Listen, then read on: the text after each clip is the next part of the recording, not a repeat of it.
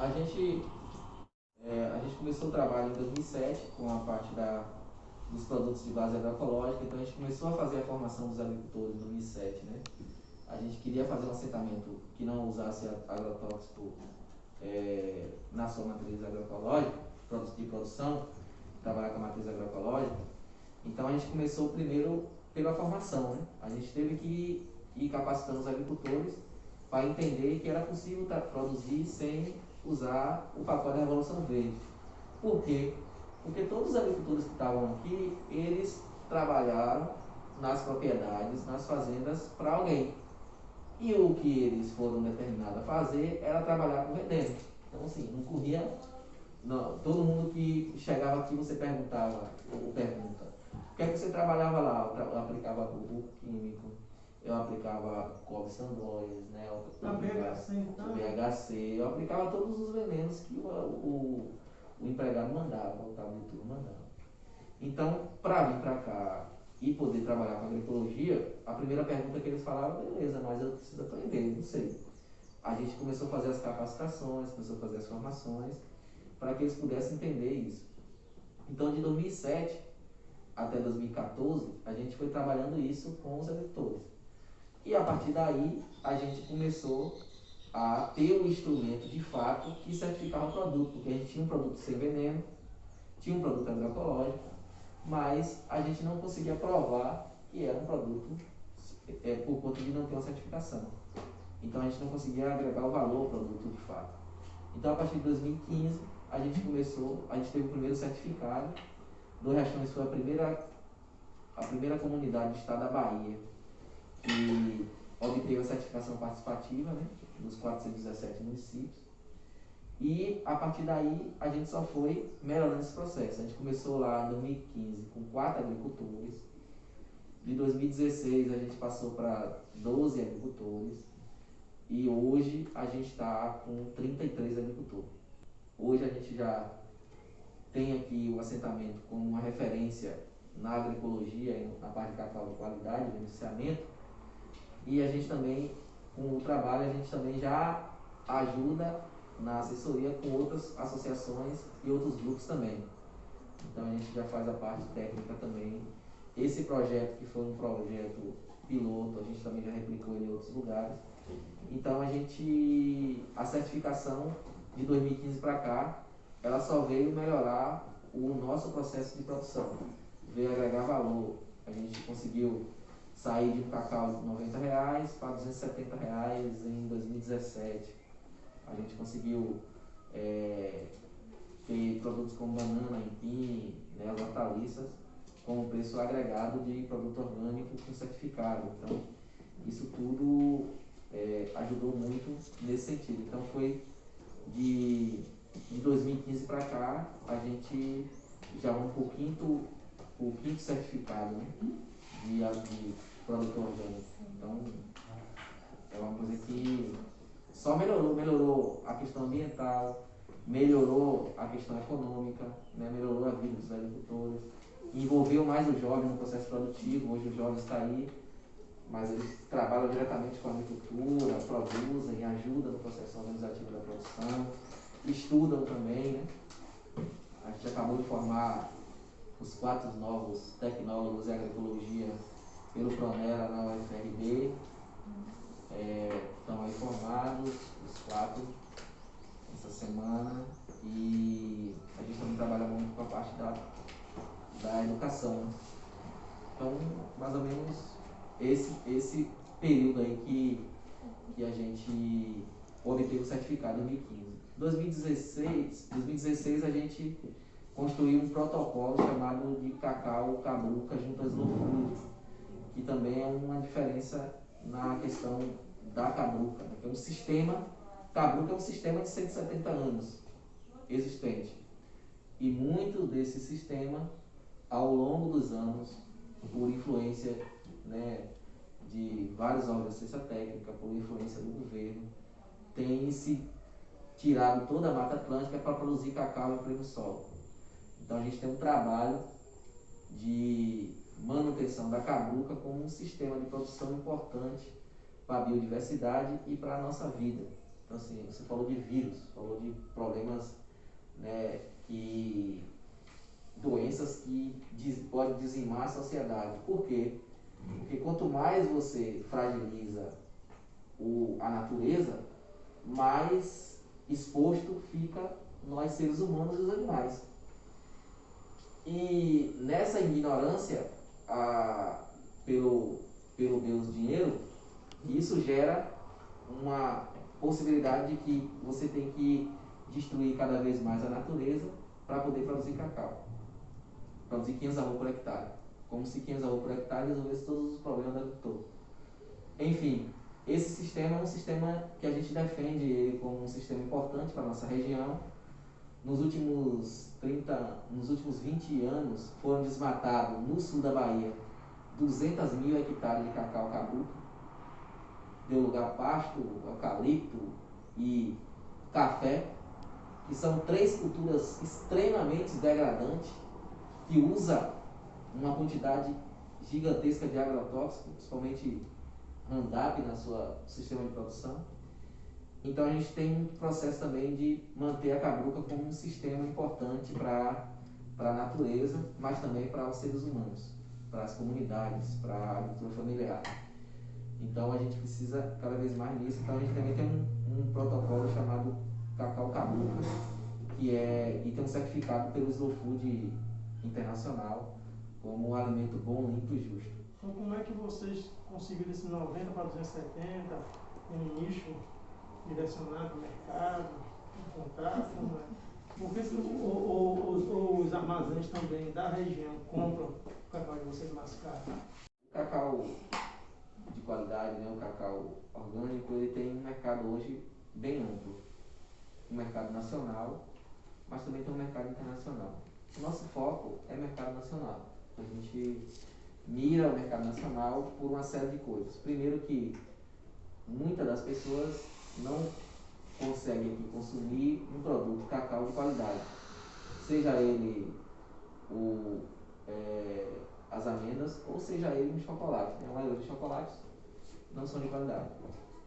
O trabalho que nós começamos em 2016 foi justamente entender o mercado de cacau e entender qual tipo de comprador que se tem. Porque quando a gente fala de cacau, a gente fala da Olan, fala da Cagil, fala da Joanes, fala das multinacionais que são compradoras de cacau. Os caras chegam e dizem, não, porque a gente compra uma boa parte da produção de cacau é nós que compramos no Brasil. Beleza, mas além da Olan, da Cagil, que compra o cacau, existe outros clientes que também compram não só cacau, mas compram também o modelo e o tipo desse cacau, o modo de vida, quem produz e tal. Então a primeira coisa que nós fizemos foi primeiro entender de que nós somos um agricultor familiar, nós somos uma associação, mas isso não nos dá o direito ou a justificativa de que a gente tem que sempre fazer cacau ruim para vender para o atravessador da nossa cidade. A gente tem que trabalhar para poder fazer o melhor cacau do mundo, como pequeno agricultor. Então a nossa primeira tarefa foi formar, fazer os cursos, formar, entender o que é que precisava de uma estrutura de cacau de qualidade. A primeira coisa, a gente tinha uma estufa que usava fogo. Então, quer fazer cacau de qualidade, tem que ter uma estufa solar. Pronto. Então a gente foi primeiro para a estrutura, montou uma estrutura que atende essa necessidade e começou a fazer os lotes. Então a gente fazia os lotes, mandava para o SIC as análises dele, para ir testando o nosso grau de capacidade de fazer um cacau de qualidade. Quando a gente chegou no padrão, que aí tem um padrão chamado IG, Indicação Geográfica, quando chegou nesse padrão, beleza. Então, em 2017, a primeira negociação que a gente fez foi com a Ana Chocolate, uma empresa nacional, né, de cacau de chocolate orgânico, sem leite, enfim, uma série de atribuições bacanas. E a gente negociou na época, em 2017, 270, quando o mercado estava pagando 90. Foi uma revolução, ninguém acreditava em Black Câmara que a gente vendia cacau 270. Enfim, a gente tinha que pegar a nota fiscal e mostrar isso aqui. Esse trabalho todo, tudo que você faz, você tem que ter duas coisas. Você não faz uma coisa de qualidade se você não conhece o que está fazendo. Então, assim, é importante a formação e é importante a educação para poder trabalhar sobre isso. E hoje a gente tem 5 clientes a nível nacional, né, no Brasil. São os clientes que compram cacau de qualidade. Mas tem 30, 40. A gente hoje processa em torno de 15 toneladas por ano de cacau orgânico de qualidade. Mas se a gente tiver 90 toneladas, a gente vende. Hoje nosso preço mínimo é R$300. A gente não vende para ninguém a menos que isso. De qualidade. R$300 a multa. Ah, eu quero fazer um cacau, eu quero vender a R$300. Beleza. E aí chega lá, bate no SIC e não dá. Aí volta a análise, pô, você tem que vender para o mercado convencional. Ah, mas eu tive todo o trabalho para poder fazer e não vendi. Isso não dá certo. Qual é a responsabilidade minha? É fazer um produto de qualidade. A gente estava assessorando um trabalho aqui na São João. E lá teve 18 agricultores que iniciou o processo. A gente fez as capacitações com ele, falou como é que seria o processo. Dos 18 agricultores, 10 venderam cacau para a AMA. Ficou 800 quilos. Aí na segunda remessa. Chega lá, manda para o SIC 46% de amêndoa marrom, sendo que o padrão IG é acima de, a partir de 65%. Tipo B, ó, seu cacau pode vender para o atravessador, porque não passa na AMA e está abaixo da IG. Ah, mas eu tive todo o trabalho do mundo. Certo. Onde é que você errou? A análise está dizendo que você errou. Você não mexeu o cacau na hora que deveria ser mexido. Na hora que você botou na estufa para secar, você, em vez de secar, mexer de 2 em 2 horas, você mexeu uma vez por dia. E aí? A culpa é dos técnicos? Não, a culpa é do agricultor. Então a gente tem que estar preparado para os problemas que a gente enfrenta no processo. Não é para a gente desistir, é para a gente superar.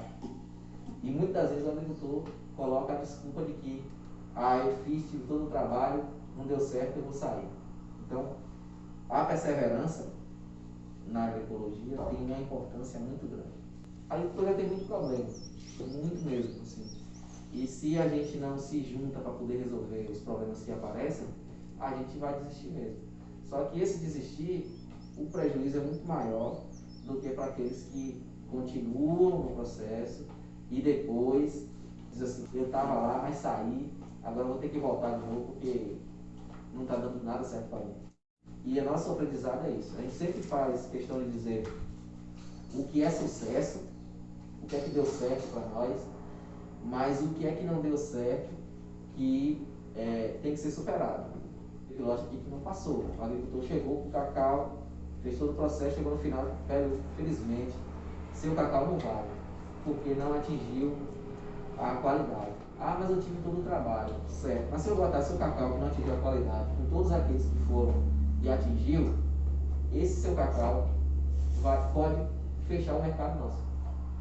Então é melhor eu corrigir um problema pequeno do que eu pegar o problema pequeno e colocar como se fosse o geral, o grande.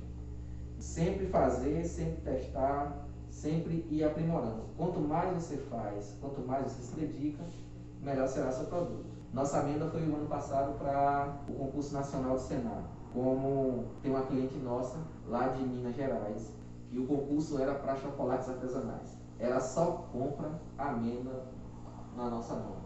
O chocolate dela, do Brasil todo, só compra amêndoa nossa. E ela ficou em 3º lugar no concurso nacional.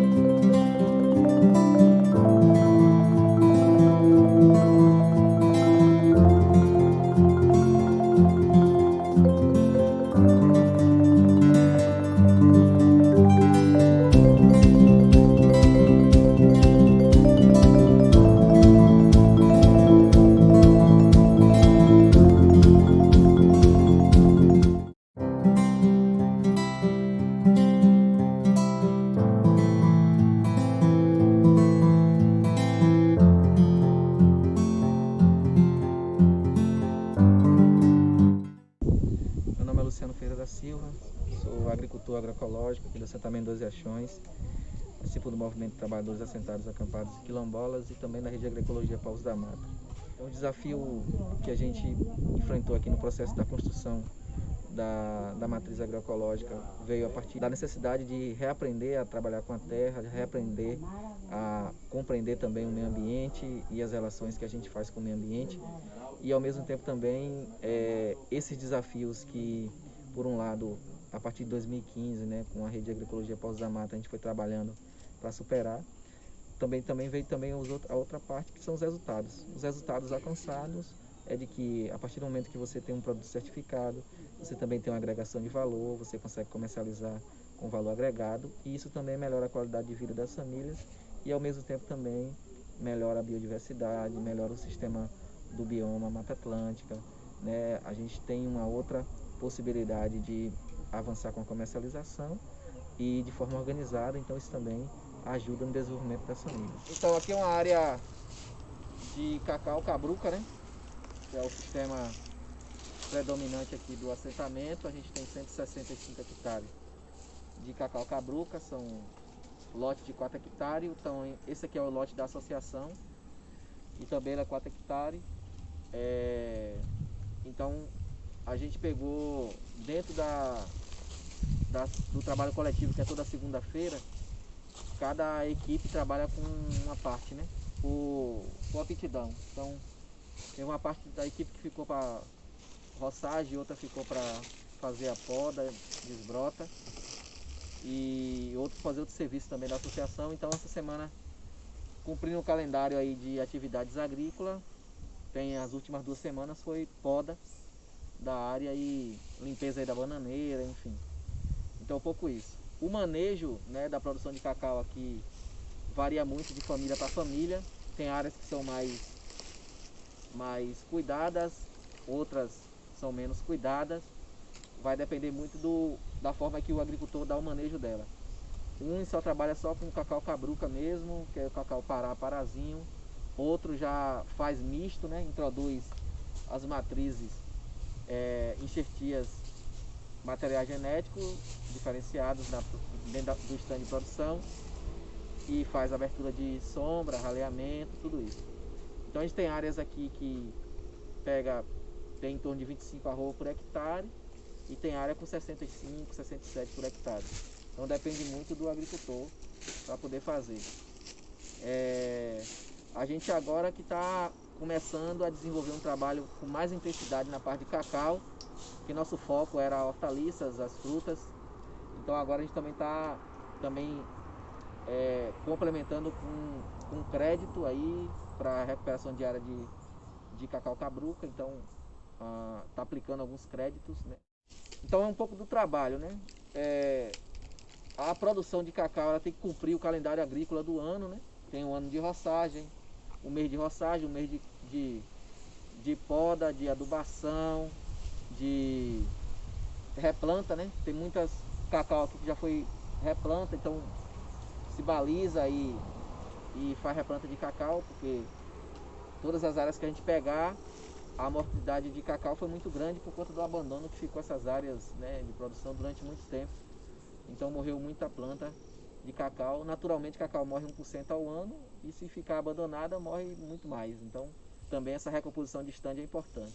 As áreas aqui não usam os adubos sintéticos, né, nem agrotóxicos. Então todo o trabalho é voltado com a parte da agroecologia, com a parte do manejo e também das adubações. A gente sempre faz a parte da calagem, né, com calcário, e depois de 90 dias a gente entra com pó de rocha e faz o enriquecimento com umas biocaudas. Essa área aqui especificamente não aplicou ainda a biocauda, né, por conta é hora da associação, estava aqui meio que... Aí agora esse ano a gente fez um planejamento para trabalhar durante o ano com todas as técnicas de produção. Então ela vai aplicar pó de rocha, vai aplicar biocauda, vai fazer todo o sistema certinho. Aplica com atomizador, que é aquele pulverizador motorizado, né? Geralmente 2 adubações, que a gente chama de adubação mais, vamos dizer, modular, né? Então faz um no primeiro semestre, outro no segundo semestre, para distribuir. Na agroecologia, a gente também tem diminuído o uso de calcário, porque quando você vai fazer adubação com produtos orgânicos, você não precisa de calcário, né? Porque calcário é para equilibrar pH, diminuir a acidez. E os produtos orgânicos, ele não precisa de solos que seja com a acidez tão baixas assim. Então a gente diminui um pouco da calagem e intensifica as adubações e também reaproveita o casqueiro de cacau, que tem muito potássio, né? Tem muito fósforo e tal. Reaproveita isso para poder fazer as adubações também das áreas. Então a gente já tem aí um ganho, mesmo nas áreas que tem menor produção, aí tem todo um fator, né? Muitas das vezes por ser cacau cabruca, por não ter 900 plantas a 1000 plantas por hectare, tem muita área que tem densidade de planta muito baixa ainda. Então isso também são fatores que a gente tem que trabalhar. E como a recuperação de cacau é mais cara do que você fazer uma área de banana, você fazer uma área de aipim, hortaliça, a gente priorizou aquilo que dava um retorno mais rápido.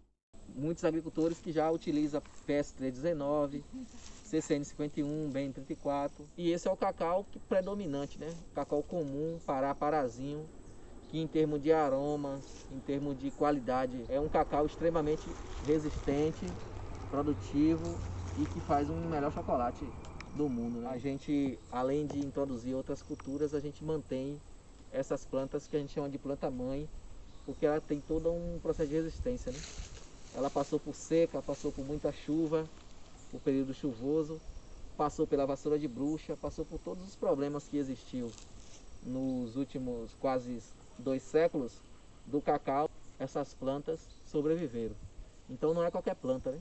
É uma planta que carrega uma genética boa e que tem capacidade de uma resiliência maior do ponto de vista das ações das pragas e doenças. E observação, para você fazer adubação em áreas de orgânico, não precisa fazer coroamento do pé de cacau, certo? Por quê? Porque você faz coroamento para aplicar adubo sintético, que você fica a 30% do solo, o restante evapora. Então você tem que coroar, esperar dar uma chuva, ter umidade, jogar o adubo e cobrir para ele não volatizar todo na hora que você joga. Então, na agricultura orgânica, você vai jogar aí o composto, a cinza, o próprio pó de rocha, e ele vai fazer uma remineralização do solo. Ele vai, aos poucos, liberar nutrientes para a planta e vai equilibrando também o solo, porque a agroecologia é equilíbrio da natureza. Então, e o que é que eu faço para acelerar esse processo? Porque às vezes vai demorar mais, porque não é um adubo sintético, é um adubo, né? O que é que eu faço? Eu entro com a biocauda, com os micronutrientes, entro com a biocauda, posso entrar com a urina de vaca, posso entrar com esse tipo de produto que vai acelerar o processo de decomposição.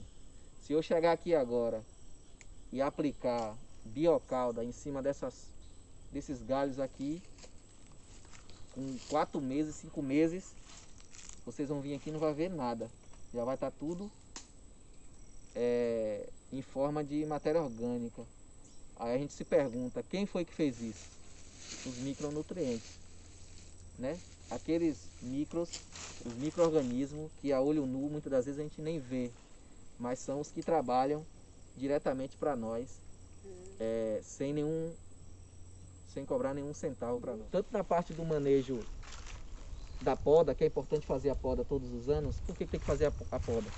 Porque você tem que dar a condição da planta se rejuvenescer. Ela precisa lançar para ela poder entrar num ciclo produtivo de novo. Então é importante fazer isso. A segunda coisa é sempre fazer o controle chamado controle fitossanitário, que é sempre tirar os cacau que secou no pé, que estão de podridão, todos os cacau que estão ruins, tem que tirar. Vassoura de bruxa, a gente não consegue fazer controle manual de vassoura de bruxa, é muita vassoura de bruxa, é muito custo, é muito tempo para isso. Mas você pode amenizar isso, por exemplo, com o uso de biocauda. A biocauda diminui essa população de vassoura de bruxa, diminui a podridão parda, e aí você faz o equilíbrio. A outra coisa é que nunca adube antes de fazer poda e desbrota. Por quê? Porque na desbrota, se você não faz a desbrota, você pode comprometer até 40% da sua produção, só com a falta de retirar de broto. Muitas vezes a gente se preocupa com adubo, se preocupa com não sei o que, mas não se preocupa com os manejos. Todo aquele processo lá de fermentação, secagem, armazenamento, tudo tem que ser levado em consideração da sua importância. A mesma coisa aqui na roça. A gente nunca deve desconsiderar uma prática e um calendário agrícola. Por quê? Porque se a gente desconsidera, a gente vai ter prejuízos na produção, na produtividade.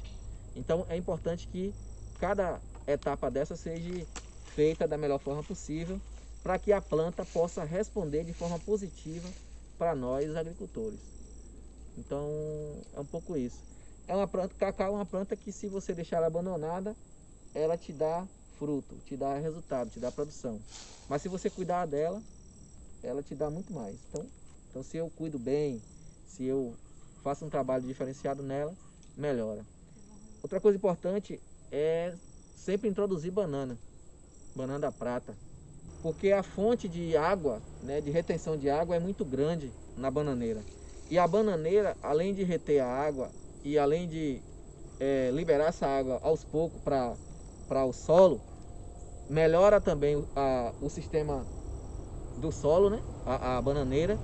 E por outro lado, ela te dá um retorno financeiro, porque o cacho que você tira dali, você já paga parte do custo, Então você já consegue pagar alguns custos de produção do cacau dentro do sistema Cabruca, entendendo de que a bananeira também faz parte do sistema e não é só para fazer sombreamento, como muita gente fala que banana é só para sombrear. Na verdade, banana dá renda, jaqueira dá renda. A gente teve 400 mil hectares que foi desmatada para muitas delas transformar em pasto, outras para outras culturas.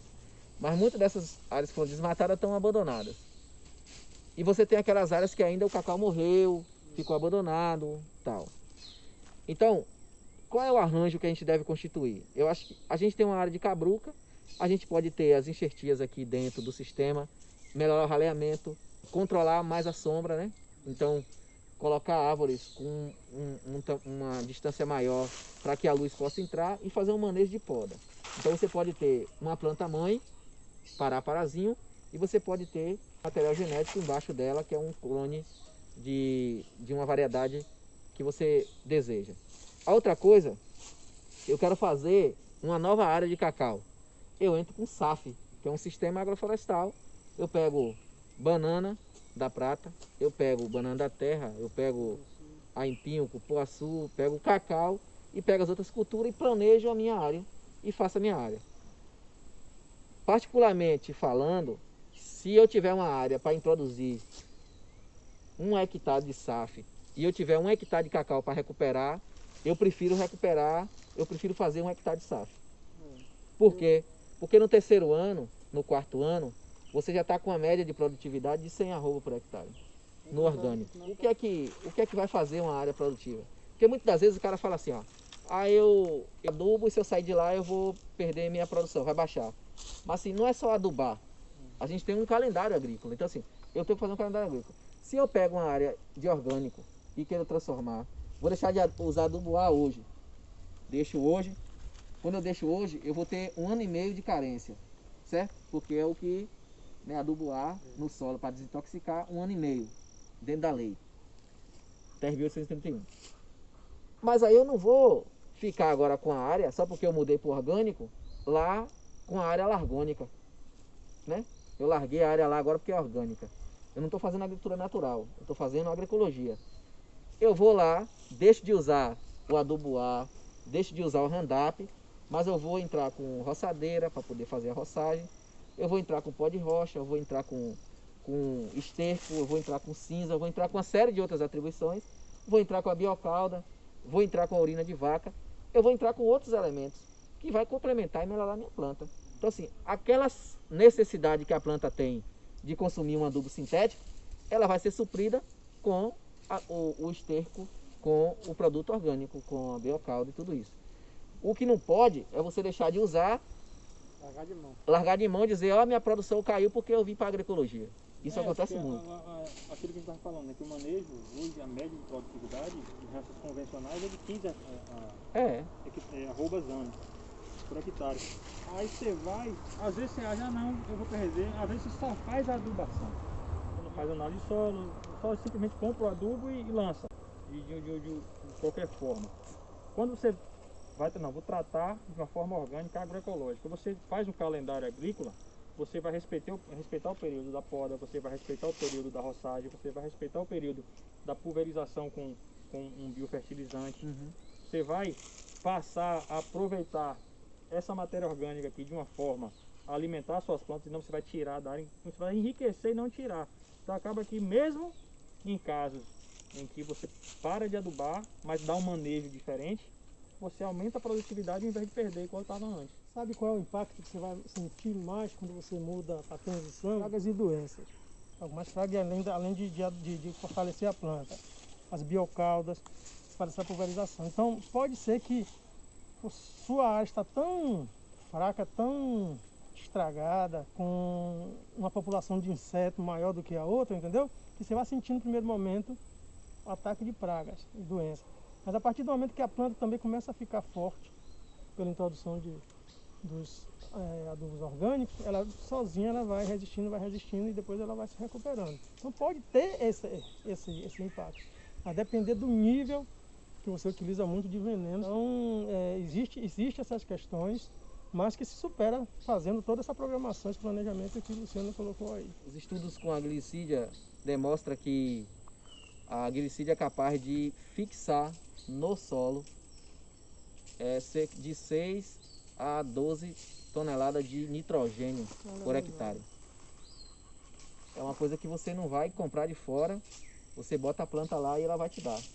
O que não pode acontecer é você não podar ela vai virar uma árvore e ela vai entrar em competição com as outras plantas, com o cacau, com o que tiver.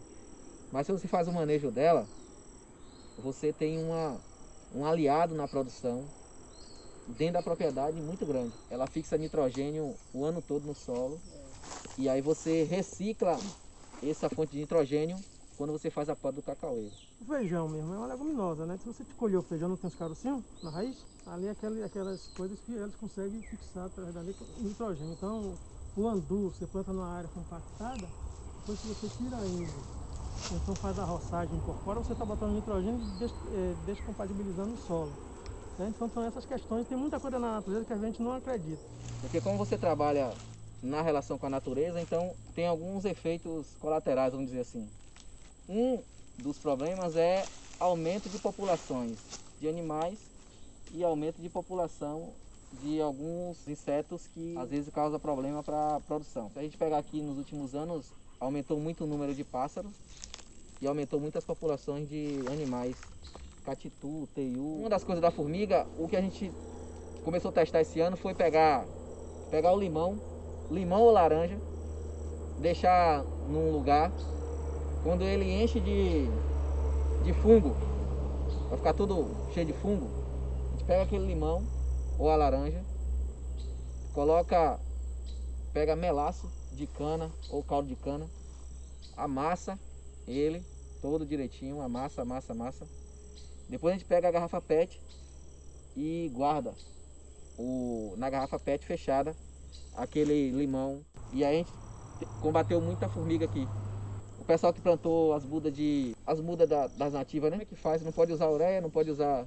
Eu falei, não, você vai usar pó de rocha para as mudas e vai usar o preparado com o fungo da laranja, do citros, para formiga. E é importante sempre fazer, nunca não aplicar. Tem que sempre aplicar, porque senão... E na agroecologia você tem que aplicar no tempo certo. Se você não aplicar no tempo certo, você perde a sua lavoura. Você tem que ter sempre um planejamento de fazer as coisas, deixar guardada, não esperar acontecer para poder você aplicar, fazer um trabalho preventivo e não curativo, né? Na agroecologia a gente não mata, a gente repele, a gente diminui população para poder atender a nossa necessidade. Porque a própria natureza, ela Ter o seu equilíbrio. tem seu equilíbrio. Vou dar um exemplo para vocês, né?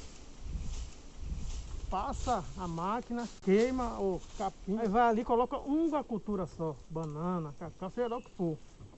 Certo? O que é que acontece? As pragas e doenças de solo, certo? Que essa planta tem predisposição, elas vão aumentar a população.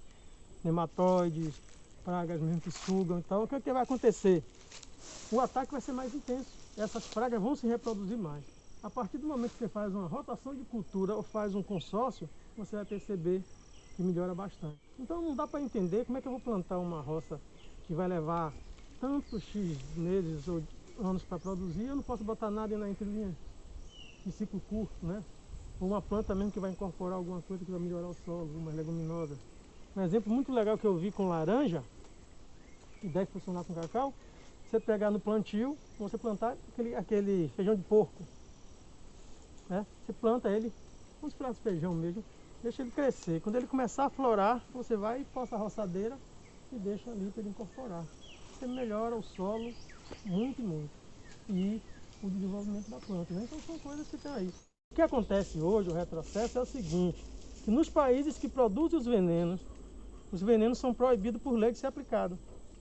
E estão vindo para o Brasil, até com isenção de impostos, entendeu? Isso que a gente tem que entender. Às vezes você compra o açúcar, o feijão, o arroz que está caro, né? Com imposto. E o veneno às vezes entra sem imposto. Então, se você olhar, tem muitos venenos que é produzido na Dinamarca, países da Europa, e lá é proibido aplicar. E o que o certo é a gente começar a repensar nosso modo de viver, de plantar, e seguir aí os princípios da agroecologia. É complexo essa transição, é difícil, é demorada, mas que quando você começa também, você toma gosto e não sai mais. E está comprovado aí por toda a apresentação de Luciano, acho que, e ele faz a apresentação com dados, com números, entendeu? Que é viável. Se você quiser começar agora e quiser resultado amanhã, aí também é melhor não entrar não, que também não é assim. Quando eu me apresentei no início, eu falei que desde 83 que eu estou nessa vida aí com a agricultura familiar. Trabalhei no sertão, então eu tenho essa oportunidade de trabalhar no sertão e no bioma da Mata Atlântica. E estou na fase desde 2004, certo? Então tem uma certa trajetória, mas tudo para mim é um aprendizado, certo? Essa parte de certificação, eu tenho algum conhecimento teórico, estou aprendendo muito agora com o pessoal da Rede Povos da Mata e com o Luciano. Então eu coloco muito isso, que às vezes as pessoas acham que não precisam mais aprender ou ter conhecimento. Então todo conhecimento é válido. E o dia de hoje, para mim, foi rico demais, certo? Eu aprendi muitas coisas, principalmente no processo porteira para fora, né? A gente trabalha muito aqui dentro da produção, tem muito a melhorar ainda, mas hoje aprendi muito. E fico grato aí antecipadamente a Luciano e o pessoal aí do assentamento, porque a fase também está à disposição para a gente fortalecer essa parceria e conversando sempre, um ajudando o outro. Ok? Muito obrigado. Bom, hoje viemos aqui visitar a comunidade dos Riachões. Foi um dia para mim muito riquíssimo, né? No qual nós aprendemos muito com o Luciano e achei muito bom o dia, muito produtivo. Fico grata, obrigada a todos pelo convite, pela presença de todos. Foi muito bom ter hoje esse conhecimento aqui do Riachão. É a segunda vez que eu já vim aqui já aprendendo coisa com o Luciano, e cada vez mais que a gente vem, a gente aprende uma coisa mais ainda. E foi muito bom estar com vocês por aqui e sempre a gente voltar aqui de novo. Esse dia hoje foi muito produtivo, gostei da troca de experiência, já é a terceira vez que eu venho aqui na propriedade dos Riachões com o Luciano. Vou levar para a minha comunidade o que eu aprendi hoje para poder multiplicar o que eu aprendi e junto com todos que estão aqui compartilhar, e quero que o Luciano vá lá também. Cada dia que a gente passa, sempre a gente aprende coisas novas, né, diferentes, a gente nunca aprende tudo. Então esse dia hoje foi muito prazeroso, pretendo vir outras vezes com acompanhamento da fase. Uma das coisas que eu guardei e vou levar comigo foi um princípio que foi estabelecido, onde nada acontece de primeira, onde nada acontece rápido, é necessário um processo. Aprendi isso aqui com o Luciano quando falou sobre o processo da construção das estufas, não apenas para a parte da produção de cacau, do chocolate, não, que nada acontece rápido, tudo precisa de sacrifício e é necessário ter um propósito e que ninguém faz nada sozinho. A gente precisa de pessoas para estar chegando ao alvo.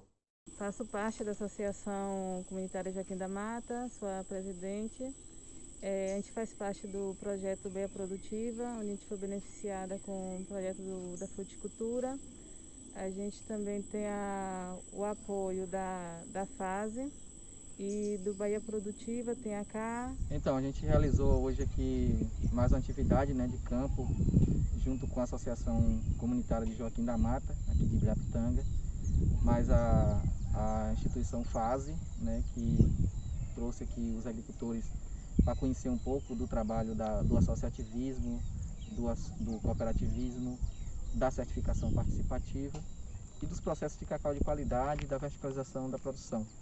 E para nós é muito importante a gente poder sempre estar fazendo intercâmbio com agricultores do município ou fora do município e ao mesmo tempo também entendendo desses desafios, né? A gente tem uma rede que contempla vários agricultores na Bahia e a nossa ideia também é expandir esse trabalho para outros municípios, expandir esse trabalho para outras associações também no município de Ibirapitanga. Então, para nós foi um momento muito importante e a gente fica muito feliz também com o resultado, com o aprendizado de cada um e com a participação de todos e todas nesse dia tão importante sobre certificação, cacau de qualidade e outros temas que a gente abordou aqui hoje nesse dia. Eu gostei muito sobre o trabalho em equipe.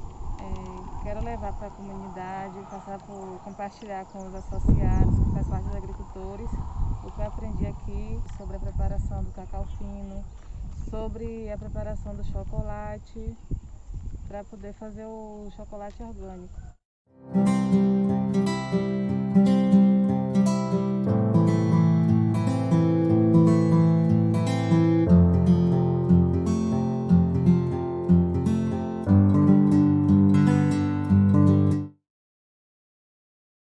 A Ter à Distância é uma adaptação das atividades de assistência técnica e extensão rural do Baía Produtiva, projeto do Governo do Estado da Bahia, por meio da Secretaria de Desenvolvimento Rural do Estado da Bahia, executado pela CAR, Companhia de Desenvolvimento e Ação Regional, com recursos provenientes de acordo de empréstimo com o Banco Mundial.